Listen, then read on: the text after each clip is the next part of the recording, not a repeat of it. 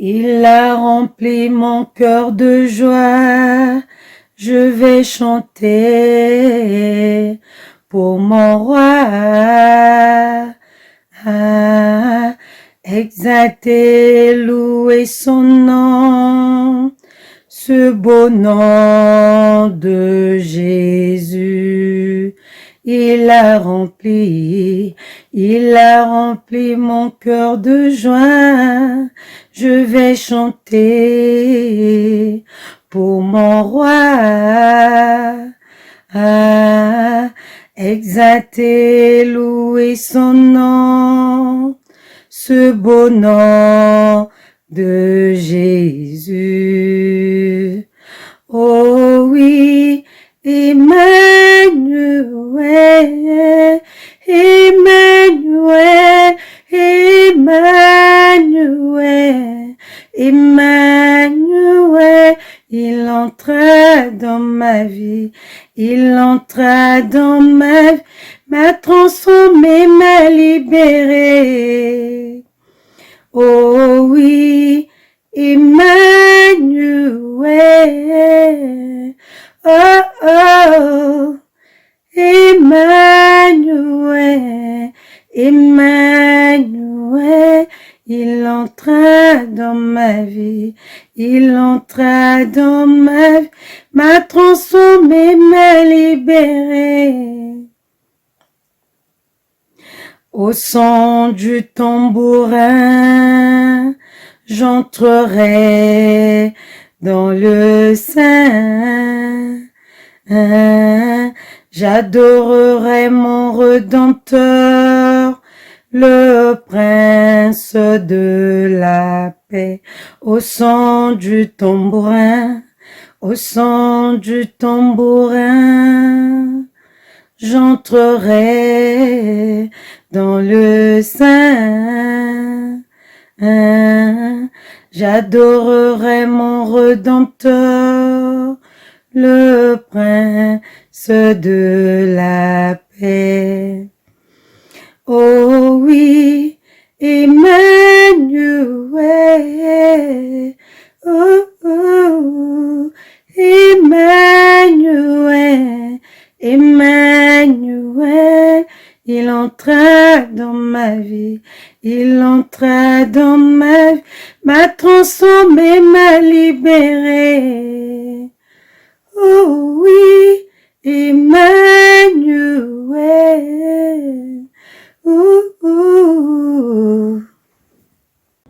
Bienvenue à la table du Seigneur. Ouais. Donc, quand vous regardez donc la parabole du Fils qui revient, donc dans Luc 15, regardez au verset 22.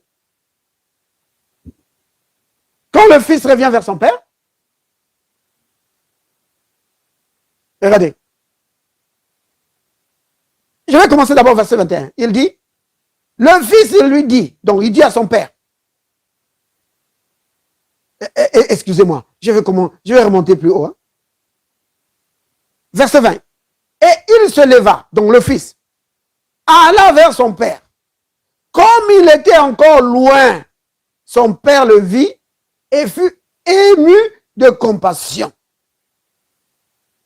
Il courut se jeter à son cou et le baisa. Qu'est-ce qui se passe ici, bien-aimé? Le Père voit son Fils venir. Il ne reste pas seulement là en train d'attendre. Il dit, oui, ok, je vais l'attendre jusqu'à ce qu'il vienne. Non! Le Père ne peut pas rester sur place. Il va à la rencontre du Fils. Vous voyez? C'est pour montrer combien il est vraiment content. La réjouissance. Le Père est content. Souvenez-vous, ce Père ici, dont la parole parle, c'est vraiment Dieu notre Père. Lui-même. Oui, qui va vers le pécheur. Et alors, il se jette à son cou. Il ne dédaigne pas. Parce que quand le Fils revenait chez son Père,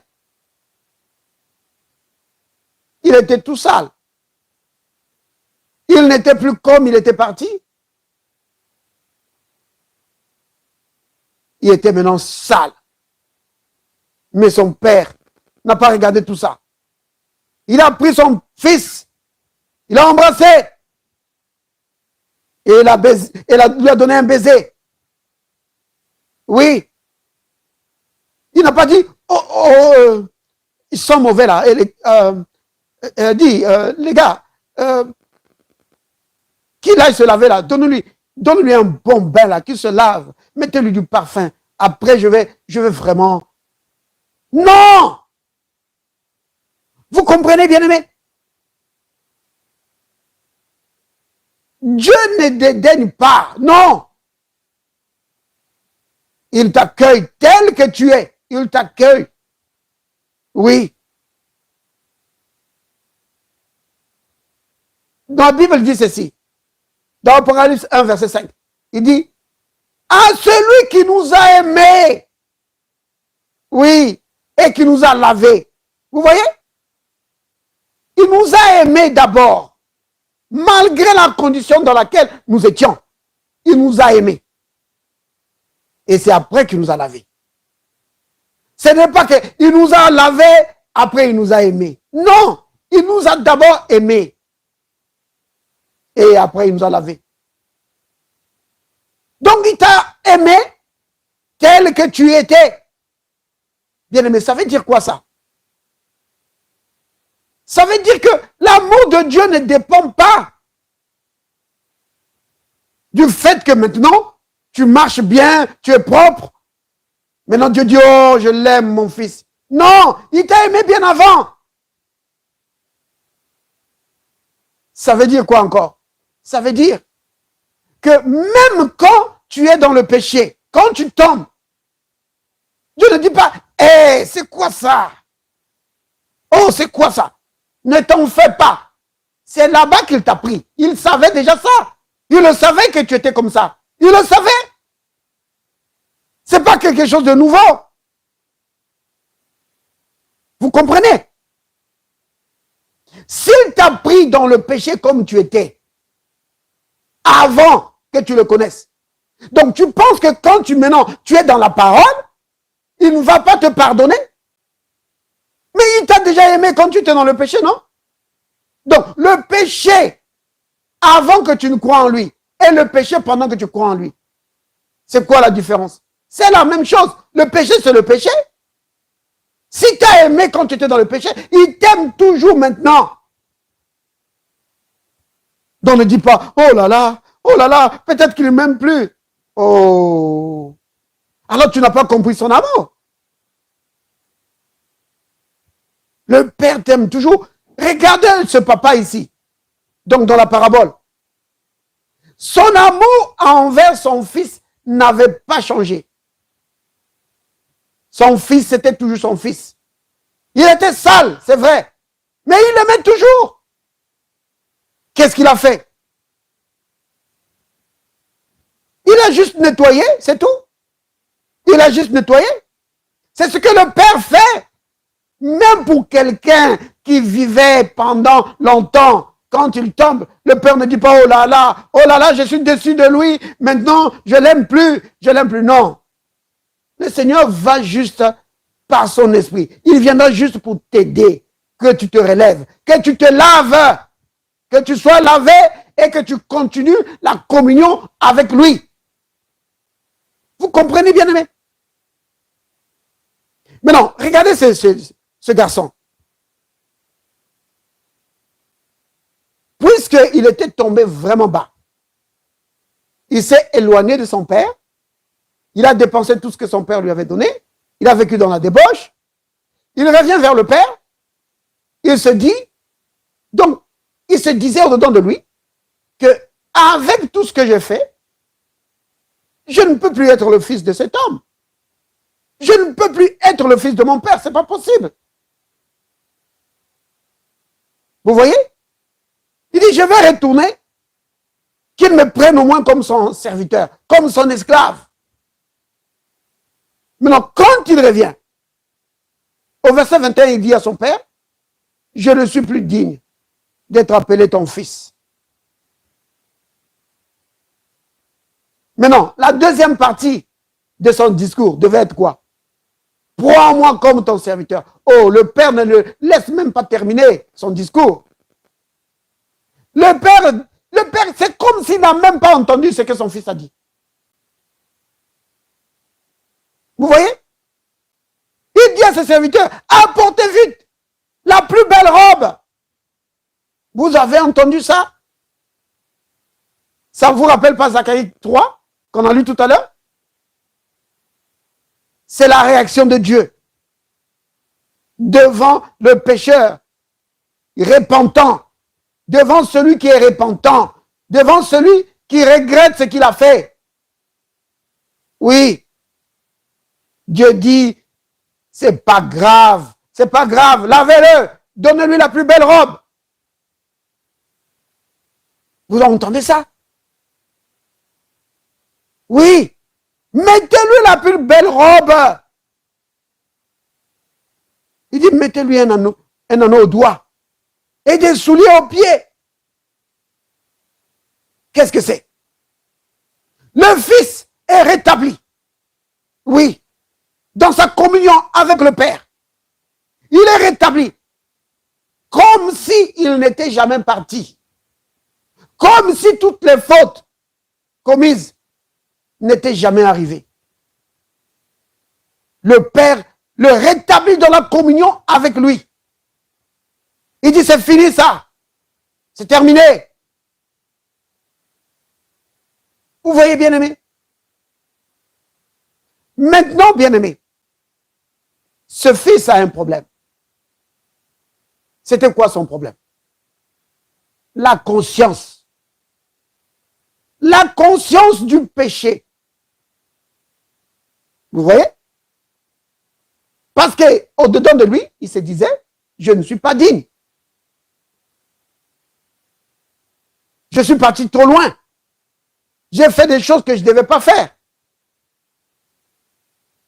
Alors, la condamnation dans son cœur, c'est avec ça qu'il devait traiter.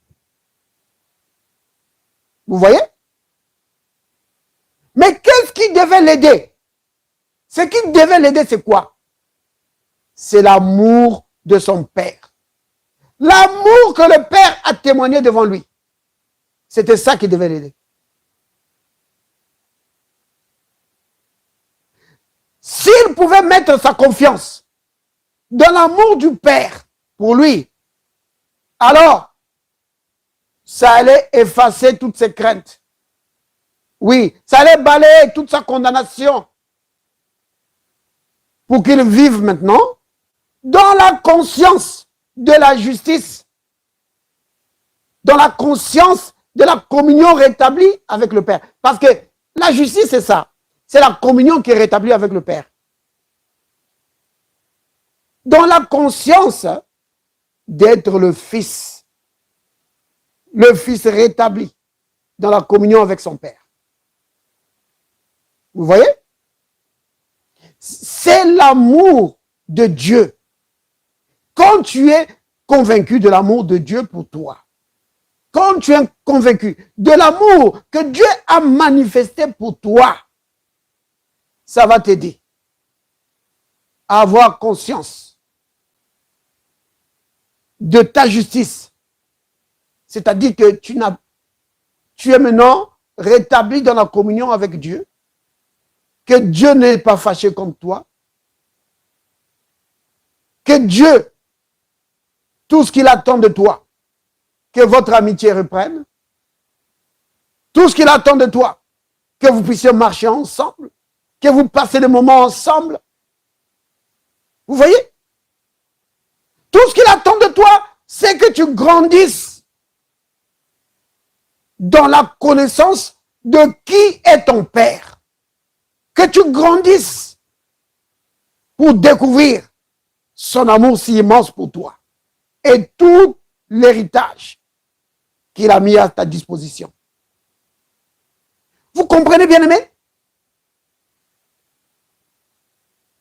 Ce fils, il avait tout dilapidé. Mais son père le rétablit dans la communion. Il pouvait encore jouir de toutes les richesses de son père, malgré tout ce qu'il avait perdu. Dieu le rétablit. Le Père le rétablit. Vous comprenez bien aimé? C'est cela. Le Fils revient vers le Père. Le Père lui montre son amour. Et c'est l'amour de Dieu qui doit guérir tes craintes. Regardez. Prenons dans 1 Jean. 1 Jean 4.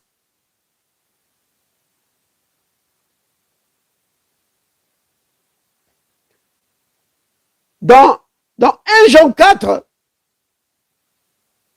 nous voyons ici, d'abord je vais prendre d'abord 1 Jean 3, le verset 1er. Vous connaissez ce passage. Tu peux lire, juste le verset 1er. Il y a parole du Seigneur en Jean chapitre 3, verset 1. Voyez quel amour le Père nous a témoigné pour que nous soyons appelés enfants de Dieu, et nous le sommes. Si le monde ne nous connaît pas, ce qu'il ne l'a pas connu. Amen. Vous avez entendu ça? Voyez. Ça veut dire réaliser. De quel amour? La profondeur de l'amour. Oui. Réalisez. Découvrez. Vous devez découvrir cet amour dont Dieu t'a aimé. Tu dois découvrir ça, mon bien-aimé. Découvre cet amour de Dieu dont il t'a aimé. C'est ça qui va régler tous tes problèmes. Les craintes. Vous comprenez? Les craintes que tu as dans la vie de tous les jours. Ça va régler ça. Parce que tu vas réaliser que Dieu t'aime tellement qu'il prend soin de toi, qu'il prend soin de tous tes besoins. Il est impliqué dans ta vie, dans toutes choses, à la maison, dans la famille, au travail. Dieu est impliqué dans toute ta vie. Il est impliqué. Il est le Père. Il est ton Père. Oui, ne dis pas, mais moi, le passage dit quoi? Voyez de quel amour le Père nous a aimés, pour que nous soyons appelés enfants de Dieu. Et nous le sommes vraiment. Vous comprenez bien aimé? Autrement dit, n'aie pas de doute là-dessus. Tu es vraiment, en tout cas, si tu as vraiment donné ton cœur à Christ, tu es vraiment un enfant de Dieu. Et Dieu est vraiment ton Père. Regardez un autre passage ici, dans 1 Jean 4, verset 16. La Bible dit, ici je vais lire, hein? Il est dit ceci. Et nous avons connu l'amour que Dieu a pour nous. Vous entendez ça? Maintenant tu le sais, n'est-ce pas? Que Dieu t'aime. Maintenant regardez l'autre partie, il dit, et nous y avons cru. C'est surtout ça le problème. C'est surtout ça le problème, bien-aimé. Nombreux ont entendu parler de l'amour de Dieu, mais ils n'y croient pas. Ils ne croient pas dans l'amour de Dieu pour lui. Ils pensent que Dieu aime tout le monde sauf lui. Vous voyez? Mais si Dieu m'aimait, pourquoi est-ce que j'ai tant de problèmes? Si Dieu m'aimait, pourquoi j'ai tel... Pourquoi si Dieu m'aimait? Oh! C'est pas comme ça que tu vas découvrir l'amour de Dieu. La première chose, il faut reconnaître cela. Dire, Père, je te remercie pour ton amour envers moi. Merci, Père, parce que tu m'aimes. Tu prends soin de moi. Je ne manque de rien. Père, merci d'avoir donné ton fils pour moi. Oui, il a pris mes infirmités. Il s'est chargé de mes maladies. Père, merci pour ton amour. C'est d'abord ça, la première étape. Après, tu vas commencer à voir les choses se dévoiler. Tous les problèmes auxquels tu es confronté. Tu vas voir comment ça va se redresser.